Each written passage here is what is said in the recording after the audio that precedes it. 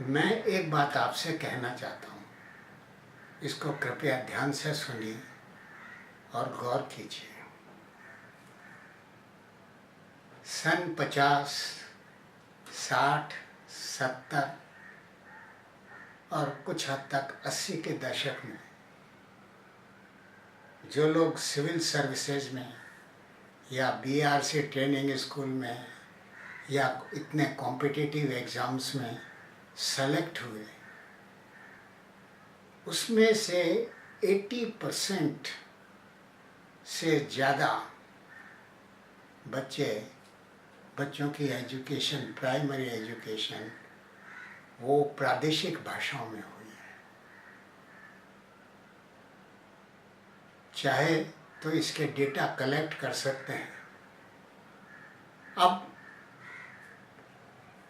इसमें वो साइंटिस्ट भी आते हैं जो विदेशों में गए, साधारण परिवार के, हिंदी मीडियम के, और जाकर के विदेशों में उन्होंने अपने झंडे गाड़े।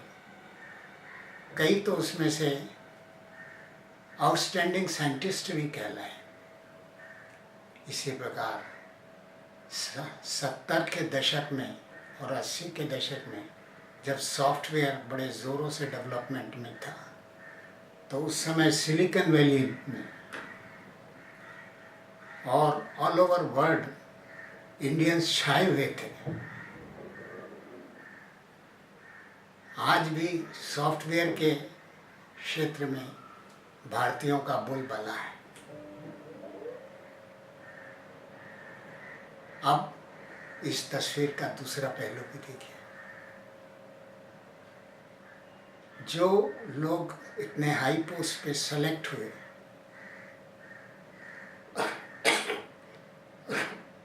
वो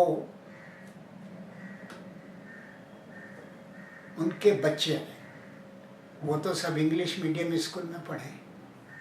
99% लोगों के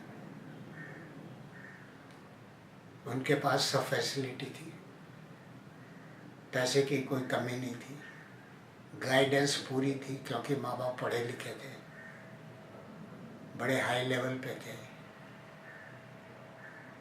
घर में सब सुख सुविधा थी। इसके बावजूद 80% बच्चे जो इन इंग्लिश मीडियम में स्कूलों से पढ़े,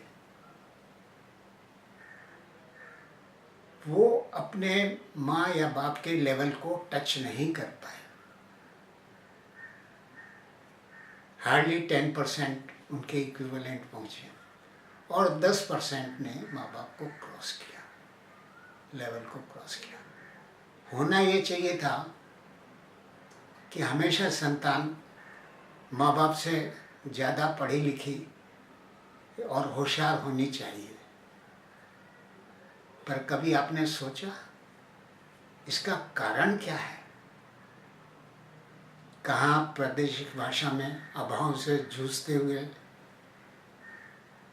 माँ बाप प्रादेशिक भाषा में पढ़े और बड़ी ऊंची पोस्ट पे पहुँचे, सब अचीवमेंट्स किए, और उनके बच्चे उनके लेवल को भी टच नहीं कर पा रहे। कहीं तो कोई बात है। आप मेरी इस बात को ध्यान से सोचिए, गौर करिए, और हो सके तो किसी को ये डेटा कलेक्ट करना चाहिए। ये बड़ा हेल्पफुल रहेगा, मददगार होगा कि बच्चों की एजुकेशन किस प्रकार से दी जाए।